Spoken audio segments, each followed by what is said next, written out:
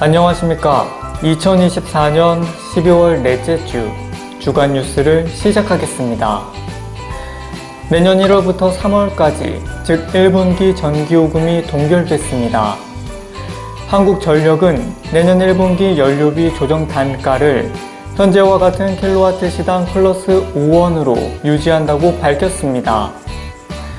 만약 전력량 요금 등 다른 요소들이 오르지 않는다면 전기요금은 지난해 3분기 이후 7분기째 동결됩니다. 경기 침체로 어려움을 겪고 있는 소상공인들을 위해 금융당국과 은행권이 연 7천억 원 규모의 금융 지원에 나서기로 했습니다.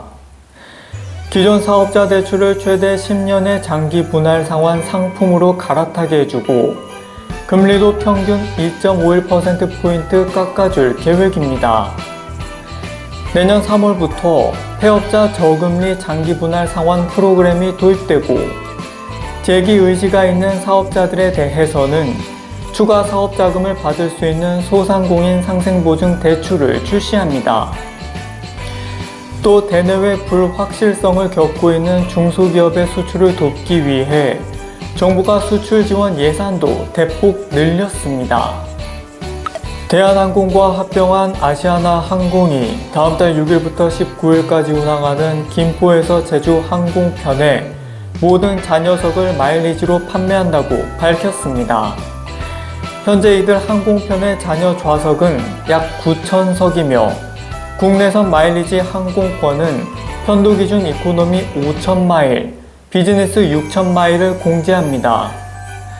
아시아나항공은 이번까지 총 3회의 프로모션을 통해 올해 12월과 내년 1월 총 236편, 최대 24,000석의 마일리지 항공권을 공급했습니다.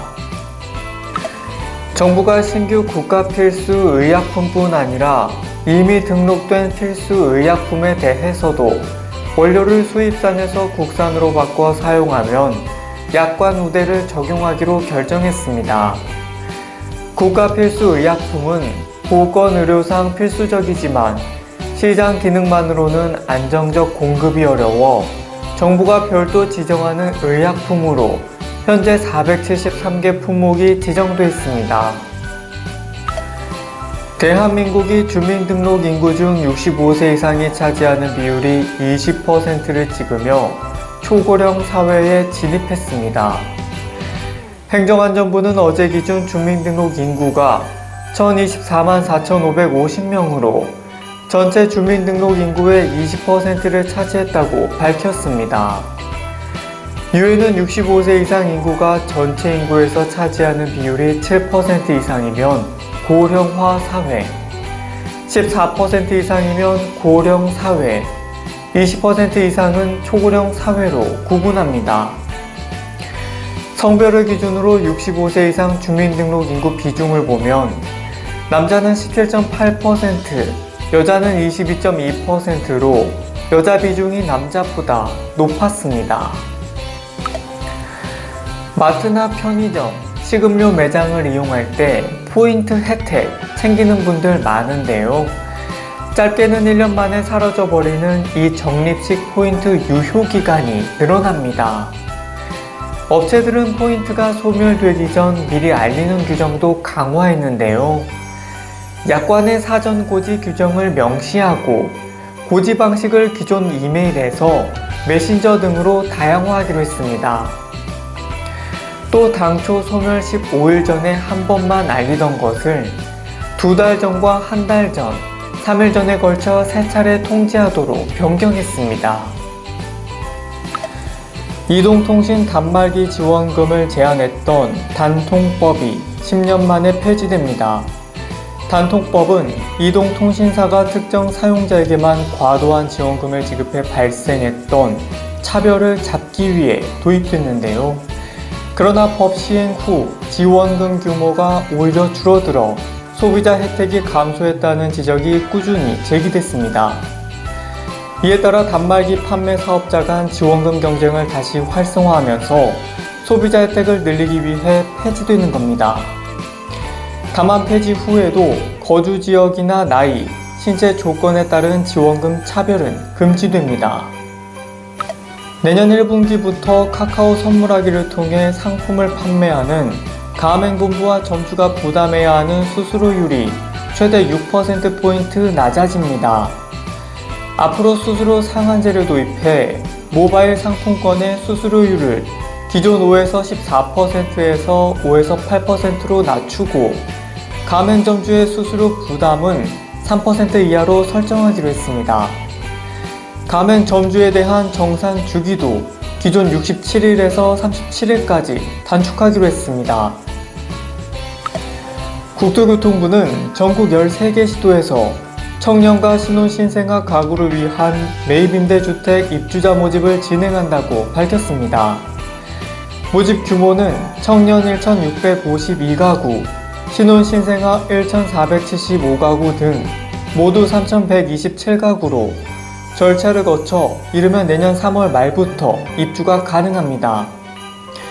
청년 매입임대주택은 무주택자인 미혼 청년, 신혼신생아 매입임대주택은 유형별 소득 요건을 충족한 무주택 신혼부부가 모집 대상입니다. 특히 입주자 모집 공고일로부터 최근 2년 이내 출산한 자녀가 있는 신생아 가구는 1순위로 모집해 우선 공급합니다. 현대차 아이오닉5가 기네스북 최고 고도차 주행 전기차 부문 기네스북에 올랐습니다. 세계에서 가장 높은 주행 도로로 알려진 인도 북부의 움링라에서부터 인도에서 가장 낮은 고도인 남부 쿠타나드까지 문제없이 주파했다고 밝혔습니다. 현지 주행팀은 아이오닉5로 험난한 지형과 극한의 기후 조건에서 4,956km를 14일 만에 달리며 가혹한 주행 환경을 극복해 내구성과 주행 성능을 입증했다고 전했습니다. 예금자 보호 한도를 5천만원에서 1억원으로 상향하는 예금자 보호법 개정안이 국회 본회의를 통과했습니다. 1인당 국내 총생산액과 예금 등 규모가 증가했는데도 예금자 보호 한도가 여전히 2001년 수준에 머물렀다는 지적이 제기됨에 따라 예금보험법 지급 한도를 상향해 예금자 보호를 강화한다는 취지입니다.